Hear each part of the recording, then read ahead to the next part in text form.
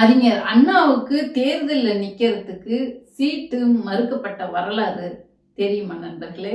1935ஆம் ஆண்டு அப்போது அவர் நீதி கட்சியில செயல்பட்டுக்கிட்டு இருந்தாரு.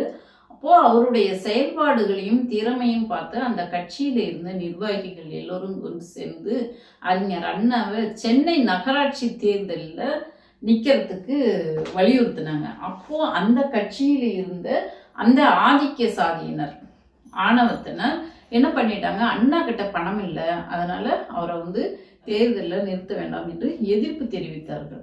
அப்போ செட்டிநாட்டு இளவரசர் என்று சொல்லக்கூடிய முத்தையா செட்டியார் அவர்கள் பெத்தநாயக்கப்பேட்டை தொகுதியில நிக்கிறதுக்கு பணம் உதவி செய்து நிக்க வச்சாரு. அப்போ அண்ணா 26 வயசுல தன்னுடைய முதல் தேர்தலில் நிக்கிறாரு. அவரை எதிர்த்து போட்டியிட்டவரும் காங்கிரஸ் பேரியக்கத்தை சேர்ந்த சா சுப்பிரமணியம் என்பவர். அவருக்கு ஆதரவு தெரிவித்து பிரச்சாரம் செஞ்சவங்க ராஜாஜி, திருவிக்கா போன்ற பெரும் தலைவர்கள்லாம் பிரச்சாரம் செய்கிறாங்க. நீதி கட்சி செல்வாக்கை இழந்து வந்த காலம் அது. அதனால அந்த தேர்தலில் அண்ணா தோல்வியுற்றாரு. பிறகு நீதி கட்சியும் சுயமரியாதை இயக்கம் 1944ஆம் ஆண்டு தந்தை பெரியார் தலைமையில் ஒன்றாக இணைக்கப்படுகிறது. அப்போ தந்தை பெரியாரோட தலைமையை ஏற்றுக்கொண்டு அறிஞர் அண்ணா செயல்பட்டார். பிற்காலத்தில் தந்தை பெரியாருக்கும் அண்ணாவுக்கும் கருத்து முரண் திராவிடர் கழகத்திலிருந்து விலகி 1949ஆம் ஆண்டு திராவிட முன்னேற்ற கழகத்தை தன்னுடைய 40வது வயசுல துவங்குறாரு.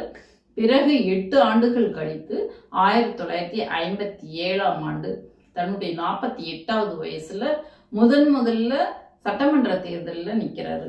அண்ணா திராவிட முன்னேற்ற கழகத்தின் தலைவராக இருந்து சட்டமன்ற தேர்தலில் நின்று வெற்றி பெற்று சட்டமன்ற உறுப்பினர் ஆகிறார். பிறகு 1967ஆம் ஆண்டு திராவிட முன்னேற்ற கழகம் தனி மெஜாரிட்டியில வெற்றி பெற்று அறிஞர் அண்ணா தன்னுடைய 58வது வயசுல முதல்வராகிறாரு. ஒரு ஏழை விவசாயியின் மகன் தன்னுடைய உழைப்பாலும் திறமையாலும் அறிவாற்றலாலும் சமூக மாற்றத்திற்கான வரலாற்றை படைக்க முடியும், திறமை இருந்தால் எதை வேணாலும் செய்யலாம் என்ற வரலாற்றை உருவாக்கியவர் தான் அறிஞர் அண்ணா. அரசியல்வாதியாவதற்கு, சட்டமன்ற உறுப்பினராகவும் முதல்வராகவும் வருவதற்கு பணம் ஒரு பொருட்டல்ல.